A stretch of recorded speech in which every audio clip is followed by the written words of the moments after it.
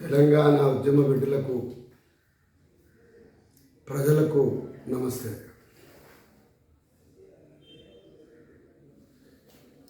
ఈ 2-3 రోజులుగా రాష్ట్రాన్ని అతలాకుతలం చేస్తున్న టీఆర్ఎస్ బీజేపీ బాహాబాయిని మనం గమనిస్తూ ఉన్నాం. ఇప్పుడు నిజంగానే చూస్తే మనం భారతీయ జనతా పార్టీ రైతుల కోసమే కళ్ళాల వద్దకు వస్తుంది. టీఆర్ఎస్ పార్టీ చంద్రశేఖరరావు రైతుల కోసమే కేంద్ర ప్రభుత్వంతో తలపడుతున్నాడు.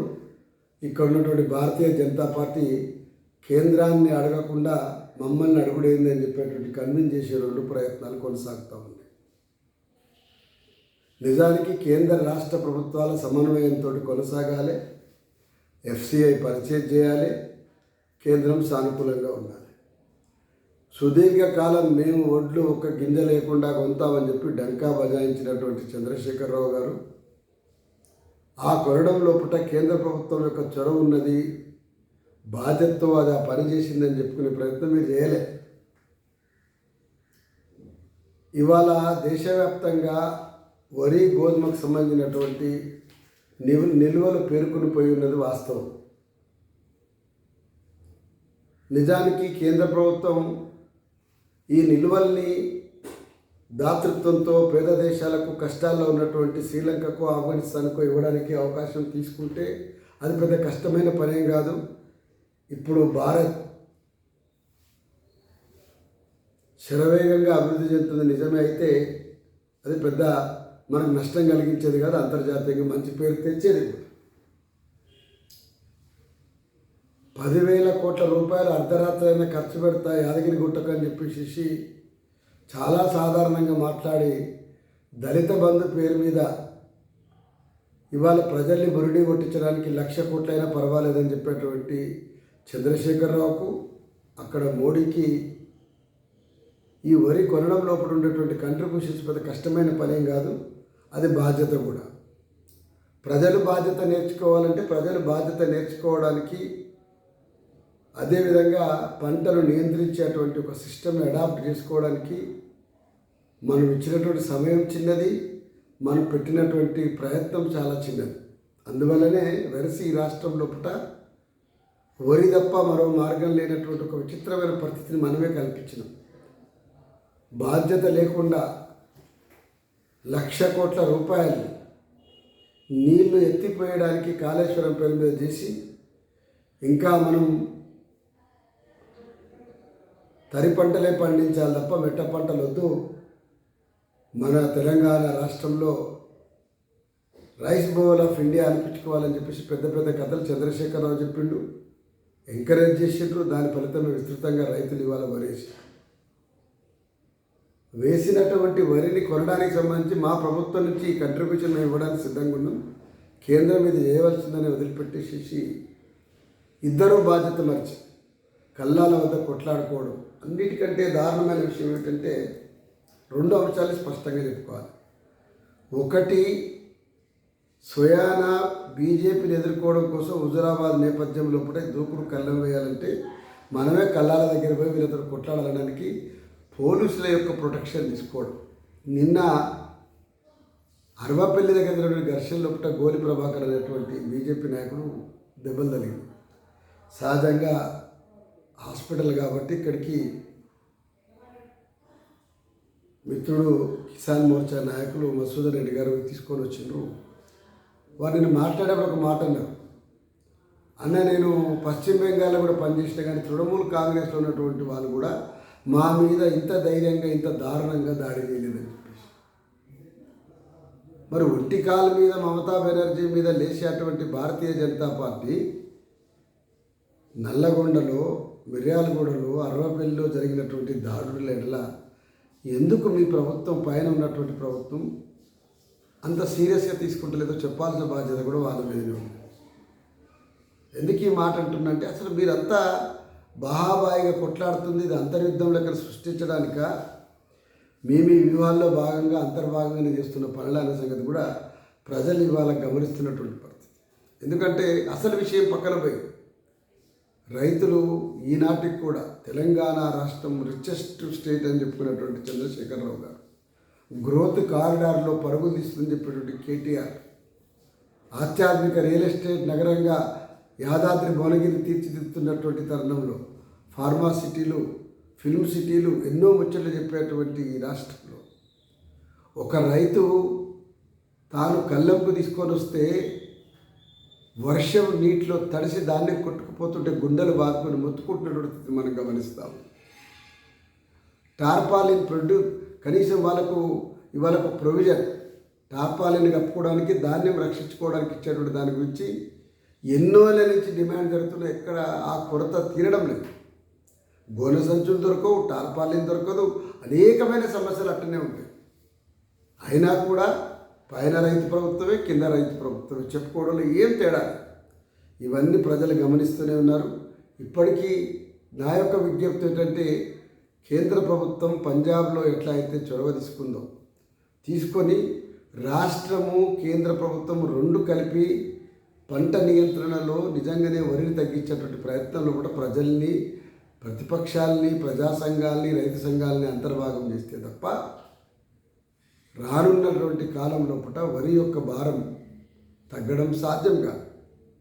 అది చిన్న టాస్క్ కాదు. ఒక్కరోజు బంద్ చేసి మీరు బంద్ చేయండి అని చెప్పడంతో పరిష్కారం అయ్యేది కాదు. వరికి ప్రత్యామ్నాయంగా జరిగేటువంటి పంటకు పెట్టుబడి వెళ్ళాలి, మార్కెట్ వసతి కలగాలి.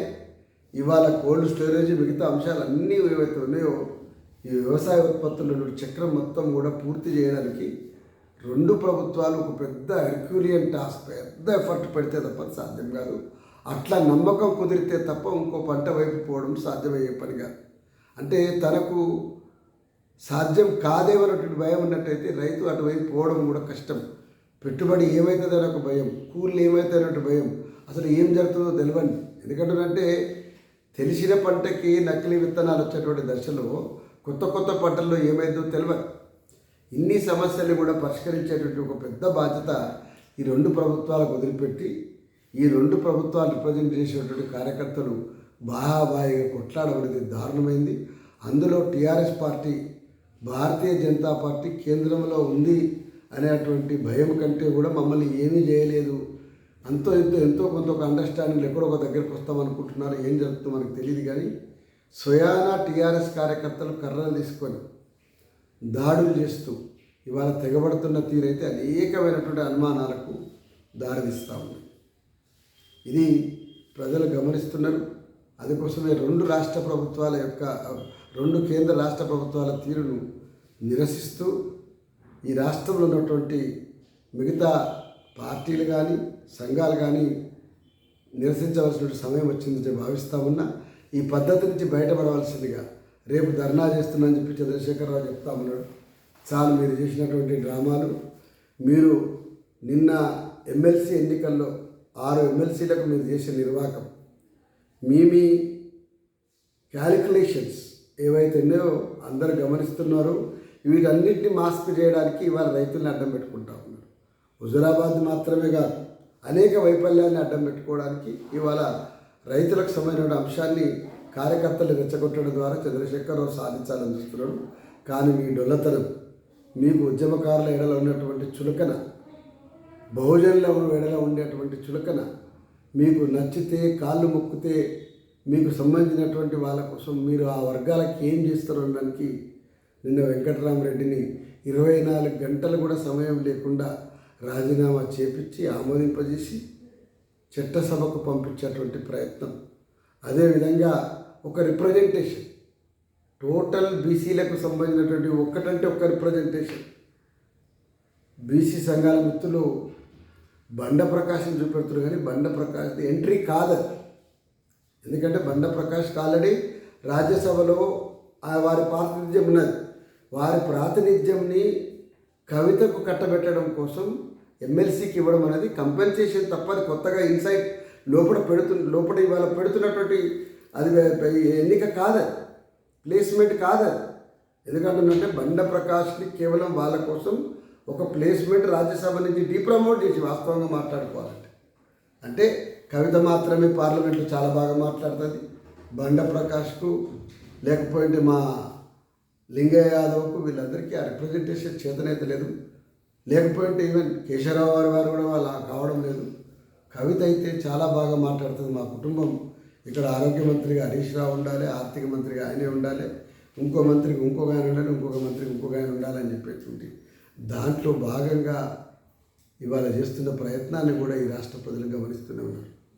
ఒక్క ఉద్యమకారులు సరే సుదీర్ఘకాలం రవీంద్రరావు గారు ఉన్నారు కాబట్టి వారికి ఇచ్చినటువంటి ప్లేస్మెంట్ కులాలకు అతీతంగా కూడా గౌరవంగా ఒక ఉద్యమకారుడు అనుకోండి పనిచేసినటువంటి విధేయతకు కట్టబెడితే మిగతా వాళ్ళని కూడా నాలాంటి వాళ్ళని చూడడం లేదు. కానీ మీరు మిగతా వాళ్ళకి కట్టబెట్టినటువంటి పద్ధతి తెలంగాణ ఉద్యమకారుల్ని తెలంగాణకు సంబంధించినటువంటి స్ఫూర్తిని పూర్తిగా తుంగలో తొక్కడం కోసం మీరు మనం మాట్లాడారు కదా, అందరికి ఉద్యమకారులకు ఇవ్వడం సాధ్యమేది. నువ్వు ఎవరికి ఇచ్చినావు కనుక అందరికీ ఇవ్వడానికి సంబంధించి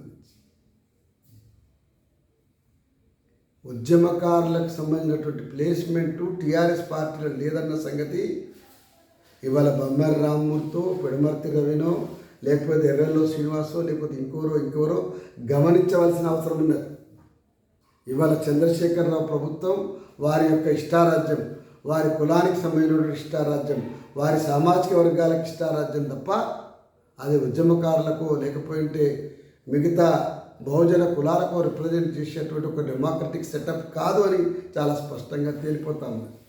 అందుకోసమే వెంకటరామరెడ్డి లాంటి పచ్చి అవినీతి పరుడు ఐఏఎస్ ప్రోటోకాల్ని నిస్సిగ్గుగా తుంగలో తొక్కి ఒక ముఖ్యమంత్రికి వేల కెమెరాలు చూస్తుండగా సాష్టాంగ నమస్కారం చేసేటువంటి ఒక సన్నాసి అనేక corrupt charges since is placement it self ఈ 20 ఏళ్లలో 30 ఏళ్లలో వారు అనేక సందర్భాలు అవినీతి ఆరోపణలు ఎదుర్కొన్నారు. ఇవాళ వేల కోట్ల కమిషన్లు తిన్నటువంటి పేరున్నటువంటి క్రిమినల్ కేసులు జరగాల్సి వదిలిపెట్టి చట్టసభకు పంపడానికి ఇచ్చినటువంటి ప్రొసీజర్ని వ్యతిరేకిస్తూ రేవంత్ రెడ్డి గారు ఇచ్చినటువంటి స్టేట్మెంట్ తెలంగాణ ఇంటి పార్టీ 100% సమర్థిస్తున్నది. 100% రివోక్ చేయాలి. ఎందుకంటే వారి యొక్క ఏదైతే నిన్న తీసుకున్న రిజైగ్నేషన్ ఉందో అది ప్రొసీజర్ ప్రకారం కాలేదు. క్రిమినల్ ఛార్జెస్ ఏమైనా ఉంటే వాటికి సంబంధించినటువంటి ఏ విధమైన ఎంక్వైరీ కంప్లీట్ కాలేదు. కాకముందుకే చట్టసభకు పంపడం అనేది నిజంగా మాట్లాడుకోవాలంటే ఇవాళ బీజేపీ మీద దాడి చేయడానికి పోలీసులు ఎట్లా వాడుకుంటున్నారు, అధికారులు తమ తమ తమ చట్టసభలకు పంపుకోవడానికి కూడా ప్రతి దగ్గర సిస్టమ్ లోపల కూడా చంద్రశేఖరరావు వారు అనుకుంటే 5 నిమిషాలు రాజీనామా చేసి ఇమీడియట్గా రావచ్చు. ఎప్పుడు అనుకుంటే ఏదంటే అది జరగవచ్చు. ఇవాళ అనుకుంటే సడన్గా స్టార్ట్ కాదలుచుకుంటే జమునా హ్యాచరీస్ మీదకి అధికారులు పోవచ్చును, రేపు వద్దనుకుంటే ఆగిపోవచ్చును. అంటే ఈ రాష్ట్రంలో లా అండ్ ఆర్డరు లేకపోతే ఇంకేదైనా ఎంక్వైరీస్ అనేది చంద్రశేఖరరావు ఇష్టం. వారు ఏమి నచ్చితే అది చేయవచ్చు అనేటువంటి యాటిట్యూడ్ చాలా స్పష్టంగా కనపడుతున్నది. అందుకోసం ఇవాళ దొందే వైఖరి నుంచి భారతీయ జనతా పార్టీ మేము భిన్నమని చెప్పదలుచుకుంటే మీ మీద జరిగినటువంటి దాడుల మీద ఈ పార్టీకి కేంద్ర ప్రభుత్వం దృష్టికి తీసుకొని వచ్చి ఇక్కడ ఎంక్వైరీ జరగవలసింది. కానీ ఇవాళ కాంప్రమైజ్ నేచర్ ఉన్నది కాబట్టి బాహాబాయిగా లాఠీలు పట్టుకొని మీ మీద దాడులు చేస్తున్నా సరే ఇవాళ ఇక్కడ ఏమి జరిగేటువంటి ప్రయత్నం లేదు. నా రిక్వెస్ట్ కూడా ఏంటంటే భారతీయ జనతా పార్టీలో ఉన్నటువంటి కార్యకర్తలకు నిజాయితీగా ఈ రాష్ట్రంలో మేము కూడా పవర్ రేస్లో ఉన్నామని చెప్పుకోవడం కోసం మీరు చేసేటువంటి కృషి ఢిల్లీ పెద్దల యొక్క ఆశీస్సులు ఉంటే తప్ప సాధ్యం కాదు. అది 100% బయటి ప్రజల దృష్టిలో ఒక అండర్స్టాండింగ్ తోటి ఉన్నటువంటిది అని చెప్పేటప్పుడు భావిస్తుంది. ఏందో దీన్ని గుర్తెరగవలసిన బాధ్యత బండి సంజయ్ మీద ఉన్నది, అరవింద్ మీద ఉన్నది, రాజాసింగ్ మీద ఉన్నది. ఉరుకురికి ఇంకేమో పోరాటం చేస్తాం చంద్రశేఖరరావు మీద అని చెప్పి ఈ మధ్యలో భారతీయ జనతా పార్టీలో వెళ్ళేటువంటి ఈటల రాజేందర్ మీద కూడా ఉందని చెప్పి నేను భావిస్తాను. ఎందుకంటే హ్యాండ్ ఇన్ గ్లో దాకా ఇంకెక్కడో అండర్స్టాండింగ్ వచ్చి ఇక్కడ కొట్లాడితే ఏమొస్తుంది? మరో ప్రతిపక్ష పార్టీగా కాంగ్రెస్కు ఉన్నటువంటి ఐడెంటిటీని లేకపోతే దానికి ఉన్నటువంటి విస్తృతిని పరిమితం చేయడం కోసం చేసేటువంటి ప్రయత్నం చేస్తే అది రాజకీయాల్లో మీ భాగమైతే కావచ్చును, కానీ క్రెడిబిలిటీని సంపాదించుకోవడం మాత్రం సాధ్యం కాదు. నిజంగానే ఈ రాష్ట్రంలో ప్రజల తరపున కొట్లాడడానికి మీ ఎజెండాను ఫిక్స్ చేసుకుంటే ఎస్ మిగతా వాళ్ళ ముందర ఇవాళ ఒక భిన్నంగా భారతీయ జనతా పార్టీ పద్ధతిలో పోదలుచుకుందని చెప్పినప్పుడు మీకు సంబంధించినటువంటి మిగతా రాజకీయాలు కూడా పక్కన పెట్టి గౌరవమైనటువంటి ప్రతిపక్షం నిలబెట్టుకునే ప్రయత్నం చేస్తే తప్పకుండా ప్రజలలో మీకు సంబంధించిన సెక్షన్ కానీ మిమ్మల్ని మీకు అనుకూలమైన సెక్షన్ కానీ ర్యాలీ అయ్యేటువంటి అవకాశం ఉంటుందని చెప్పేసి కూడా వారికి ఈ సందర్భంగా విజ్ఞప్తి చేస్తుంది. ఎందుకంటే మాకు కూడా చాలా ఆశ్చర్యం వేసింది. అరవపల్లిలో నిన్న జరిగిన దాడిని మేము గమనించున్నాం. పోలీసులే స్వయాన కర్రలు అందించి పోలీసు వ్యాన్ల లోపట్నే కోడిగుడ్లు రాళ్ళు సప్లై చేయబడు. ఇవాళ సోషల్ మీడియాలో Bharatiya Janata party WhatsApp university ఎన్ని అబద్ధాలు ప్రచారం చేస్తుందో టీఆర్ఎస్ వాట్సాప్ యూనివర్సిటీ అంతకంటే భయంకరంగా బండి సంజయ్ బండి నిండా రాళ్ళే నింపుకొని బయలుదేరి అంటే మీరేం చేస్తున్నారో వాళ్ళదే పనిచేస్తున్నారు. అబద్ధాల ప్రచారంతో ఇవాళ ప్రజల సమస్యల్ని పక్కకు దారికి పట్టించేటువంటి పద్ధతి టీఆర్ఎస్కు భారతీయ జనతా పార్టీకి ఈ మధ్యకాలంలో అలవాటైన పద్ధతి నుంచి బయటపడవలసిన బాధ్యత ఉందని చెప్పి త్యాగాల పునాదుల మీద వచ్చినటువంటి ఈ రాష్ట్రంలో ఒక అంతర్యుద్ధం లెక్కన ఇవాళ మీరు కొనసాగిస్తున్నటువంటి ఈ మహాబాయి తెలంగాణ రాజకీయాలకు శోభనిచ్చేది కాదు. దీని నుంచి మానుకోవాలని చెప్పేసి కూడా చంద్రశేఖరరావు గారికి అదేవిధంగా భారతీయ జనతా పార్టీ సోదరులకు కూడా విజ్ఞప్తి చేస్తూ ఉన్నా. అదేవిధంగా తెలంగాణ ఉద్యమకారులకు మనం స్వతంత్రంగా మన భుజాల మన కాళ్ళ మీద మనం నిలబడి తెలంగాణ రాజకీయాల్లో ఏం సాధిస్తామో రేపు వచ్చేటువంటి ఎన్నికలకు మనమే ఒక శక్తిగా ఎవరిని నిర్ణయించుకోగలుగుతామో కూడా వచ్చేటువంటి సమయం వచ్చిందేమో. ఎందుకంటే ఇవాళ చంద్రశేఖరరావును లేకపోతే ఇంకో ప్రధాన ప్రతిపక్షాన్ని నమ్ముకొని ఉద్యమకారులు తమ యొక్క అస్తిత్వాన్ని నిలబెట్టుకుంటారా అంటే ఒక రియల్ ఛాలెంజ్ అయితే ఉందని చెప్పేసి తెలంగాణ యావత్ ఉద్యమకారులకు విజ్ఞప్తి చేస్తూ తెలంగాణ రాజకీయాల్లో కొత్త పునరేకీకరణ అదేవిధంగా కొత్త ఉత్సాహంతో ప్రజల తరఫున పోరాడడానికి ఈ 3-4 రోజుల నుంచి కొనసాగుతున్నటువంటి ఈ మహాబాయి నుంచి కొత్త గుణపాఠం తీసుకోవాల్సిందిగా మీ అందరికీ విజ్ఞప్తి చేస్తూ మరొకసారి ధన్యవాదాలు తెలియజేస్తాం.